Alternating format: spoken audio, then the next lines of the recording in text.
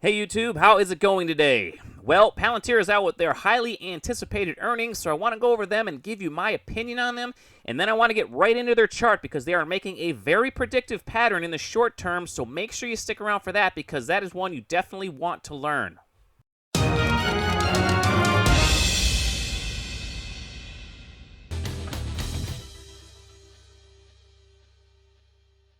Now, if you're new to my channel, I've been trading and investing for over 20 years, and in every video, I'll show you some of the potential trades and investments that I see setting up. So if that's something that interests you, please consider subscribing to the channel so you don't miss any future trading or investing ideas. And I also have a Patreon group, so if you would like to be a part of our community and see what we are buying and selling in real time, that link is in the description. All right, so let's jump into the earnings, and this article says that Palantir reported 49% revenue growth for the first quarter, beating Wall Street estimates, and the key numbers were adjusted earnings per share were 4 cents versus 4 cents, and their revenue came in at $341 million versus $332 million. Now, the company said government revenue hit $208 million, and it also beefed up its commercial segment during the quarter with strong growth in the United States, and the total commercial revenue hit $133 million. Now, the company said the average revenue per customer grew to $8.1 million, and in its fourth quarter report, the company said the average revenue for 2020 came in at $7.9 million, so that grew nicely. The average revenue for its top 20 customers hit $36.1 million. And as of the past quarter, Palantir has 149 customers. The company first disclosed in its prospectus last fall that it had 125 customers for the first half of 2020, so that grew nicely as well. Now, Palantir said it had 15 deals worth $5 million or more and 6 deals worth $10 million or more. Palantir partly attributed the company's growth to the economic recovery in the U.S. and the U.K., which helped boost commercial growth. The company said U.S. government revenue gained 83% year-over-year, while U.S. commercial revenue gained 72% from a year earlier. So the trajectory is still going up quite nicely. Palantir said it expects to bring in $360 million in revenue in the second quarter compared with the expected $344 million. Now, for the full fiscal year, the company anticipates adjusted free cash flow in excess of $150 million, and the company also reaffirmed that it expects annual revenue growth of 30% or more for 2021 through 2025. So I really like the fact that they added the or more part, which makes me think they are expecting to beat it. And on a side note, Palantir added in the company's earnings call that it was considering adding Bitcoin to the balance sheet, saying the cryptocurrency was definitely on the table and that it also accepts Bitcoin as a form of payment. All right, guys, well, let's get into this chart and see if we can determine what could be coming next in the near term for Palantir. But first, just a couple things. Number one, if you could like the smash button for me, that would greatly help out the channel, and I would really appreciate it. And number two, of course, is I am not a financial advisor. This is all my opinion, just for entertainment purposes only. Please do all of your own research before investing in any stocks you see in my videos. And with all that being said, let's get into this chart. And as we can see, Palantir is actually having a pretty nice update. It came out with their earnings call this morning, and I listened to almost all of it. And I got to tell you, I really liked what I heard. And the fact that the stock was gapping down, I was just licking my chops, hoping to get in on some Palantir at a cheaper price. I put in my buy order after I saw that it was probably going to open right around 17. I put in my buy order at $16.76. Thinking that I was going to be able to get some. I didn't realize it was just going to run and run and run from the open. I thought it was at least going to pull back a little bit.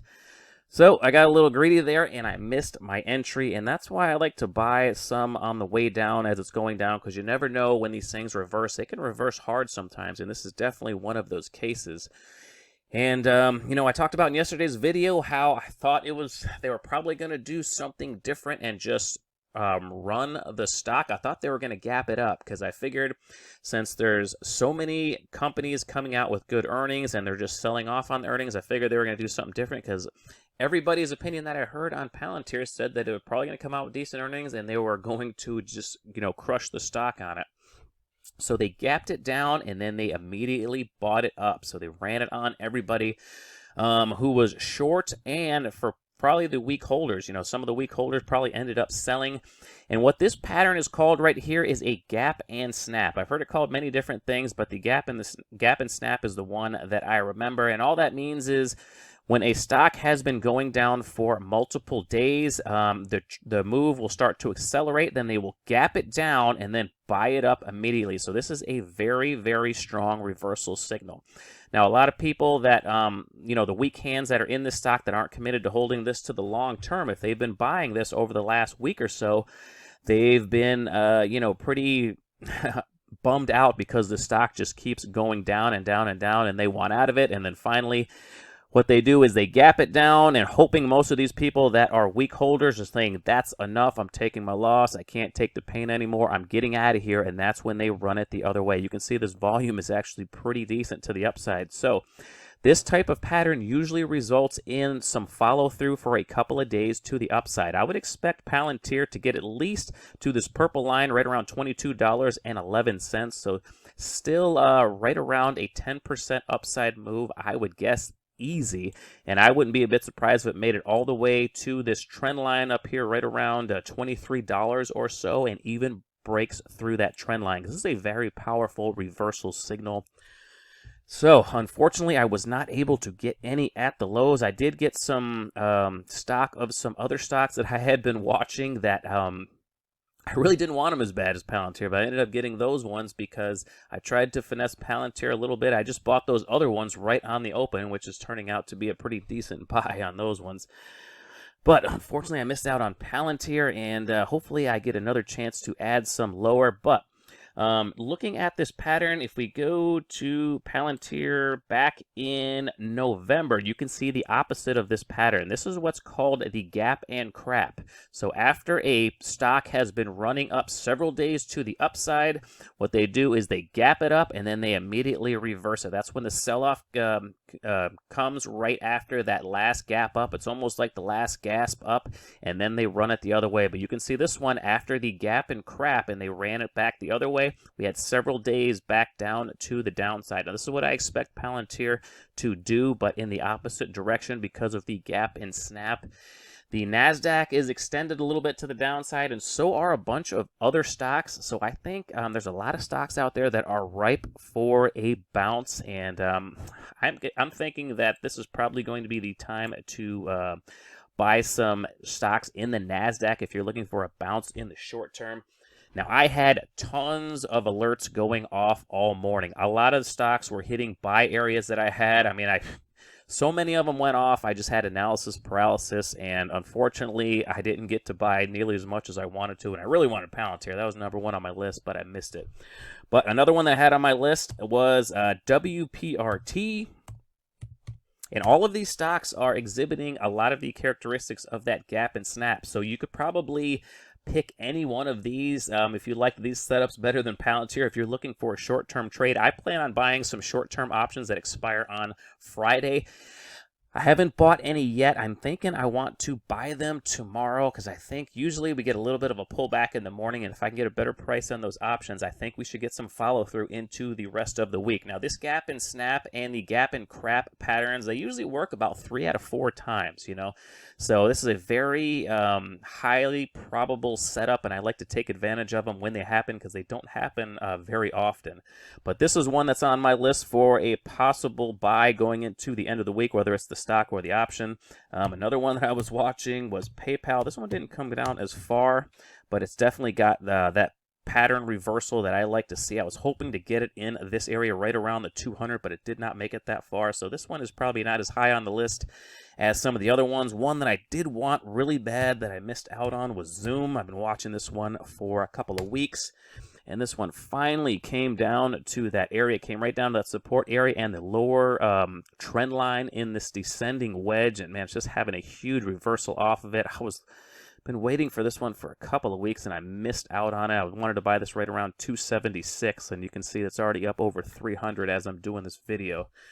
But maybe I will get some options on that tomorrow. I'm going to have to see how tomorrow shakes out a little bit. But another one I wanted to buy was Pacific Biosciences. This one came all the way down a little bit past the 200 period simple moving average is having a nice reversal. I expect some more follow through to the upside on these. Another one that I was watching for many weeks that I actually wanted to buy for the long term and not just a trade was MP Materials. I was looking to maybe grab some of this at below $25 a share, and I missed this one. This thing reversed so fast. This thing gapped down to about 24, I'm thinking like 24 and a quarter, actually 24.05. And this thing is up over 26 and a half right now. So another big reversal on MP Materials. I expect this one to follow through to the upside. Another one that I was watching was FLGT. This one came all the way down to the 200 period simple moving average as well. This one might not get as strong of a reversal because I think this down move didn't have a ton of velocity, but I mean, it's still a pretty decent down move, so I wouldn't be surprised if there was a decent bounce in FLGT as well.